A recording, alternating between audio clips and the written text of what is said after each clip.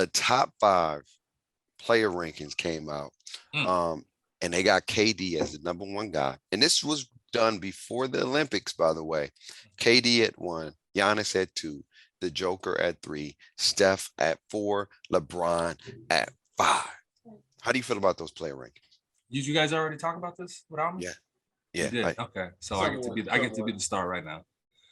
Okay. I'm gonna be a little controversial here because hot takes is hot takes. I got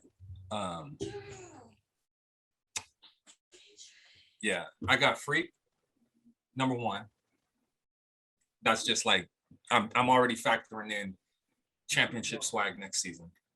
I got Steph, number 2. Steph crosses half court and defenses are changed.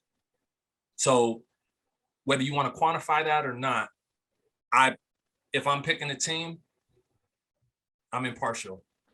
Steph crosses half court, that gravity, that's number 2 in the power rankings. 3rd, I got KD. No explanation needed. 4th, I got Luka. No explanation needed. And then the 5th is really a toss-up, man. It's a toss-up because I don't think LeBron is Superman. So you get this messy tier of LeBron, Jokic. I'd even slide Trae Young in there for the same reasons as I would argue up Steph. Bro, you can't quantify what these dudes do. The whole see, you guys clowning. You guys want to, hey man, all we doing is listen. With it. That's cool, bro. Said power rankings, and actually, Jokic is in there. He's a strong consideration, and Embiid is in there too. Strong consideration for number 5. But again, okay, listen. Yeah, please go ahead. We not talking about. No, I'm gonna let you finish. We not here. Everybody get a list. Yeah, everybody get a list. We not here on the show to talk about fringes and contention. No. Who the hell is your number 5, Jay? Who's 5? Say it. Push come to shove, I say Embiid. So push come to shove, I say Embiid. Let me reiterate this for the fans out there in the world. Giannis, Steph, KD, Luka, Embiid. Yep. That's interesting. That's interesting. Hey, Bron gets that honorable mention. No, and that's cool. And we love that. We love when people give LeBron the honorable mentions, man, because then he shows you why he's so great.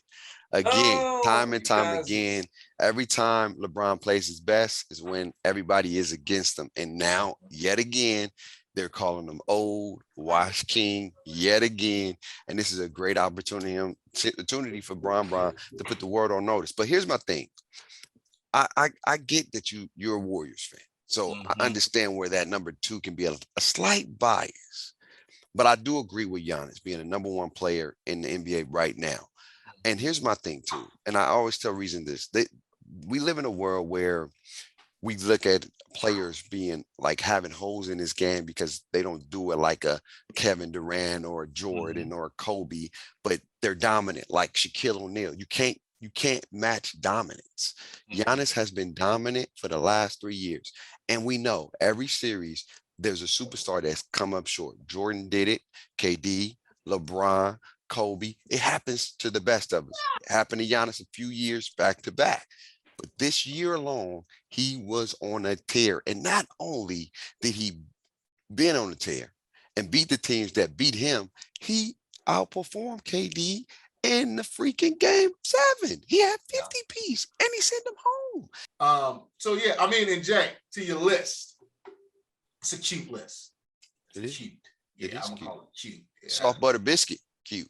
Very cute. With the honey on the side, cute. Yeah, you feel me? It's one of those. It's that cute when a man decide he want to put on pink and step out. Like, oh, that's okay. I see you. You feel me? That's that kind of cute you got on your list. Is my list is Giannis at 1, KD at 2. I had Jokic at 3. No, I had Luka at 3. Yeah, Jokic at 4 and Steph at 5.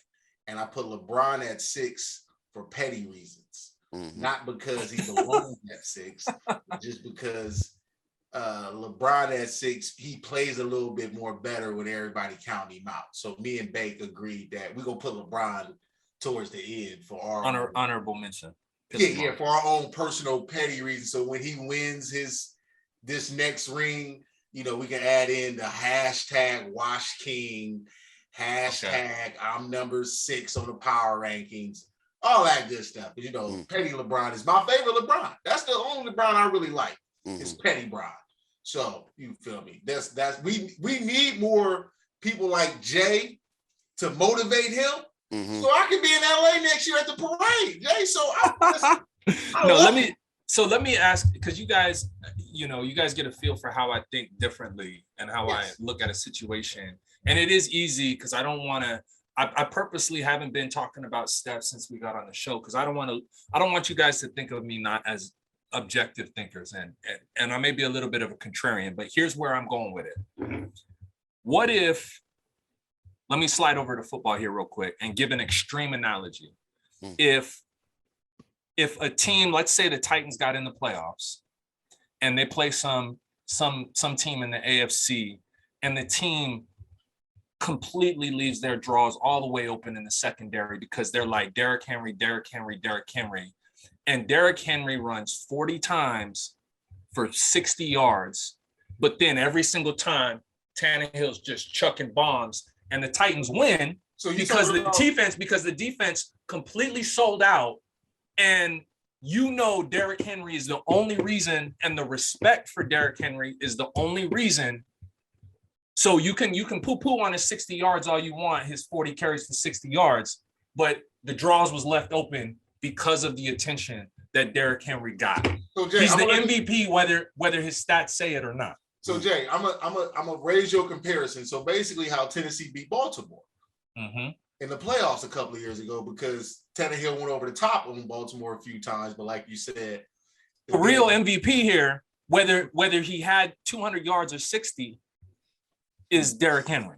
Because of the respect and the commitment that the defense had to give him just to keep him under wraps. So let me ask you this, Jay. Let me ask him this, Meg, before you ask him. But Jay, isn't that every transcendent player on every team? So you say right now, currently, LeBron don't draw the same attention that Steph Curry draw right now? That's what are you openly saying that when LeBron James steps on a basketball court, teams are not trying to figure out how to make sure they neutralize LeBron? It may not be the same strategy you neutralize Steph. It's not the same, but I'm saying that it's not even a comparison to the amount of resources and attention. And I'll go even a step further. When I say Trae Young's an honorable mention, it's because he brings the same dynamic. Wow. And you would have had an argument with me on this 2-3 years ago with LeBron. But that's yesterday's news, bro. So here's the real math on it. Here's the real math on. You want the real math on Wash King? You want the real math? Let me give you the real math on Wash King. Go ahead. I talk too much. Go ahead, baby. No. Give us the math. Give us the math. Let me hear this math. The real math is where is LeBron gonna be next May? So I ain't seen Superman since the bubble.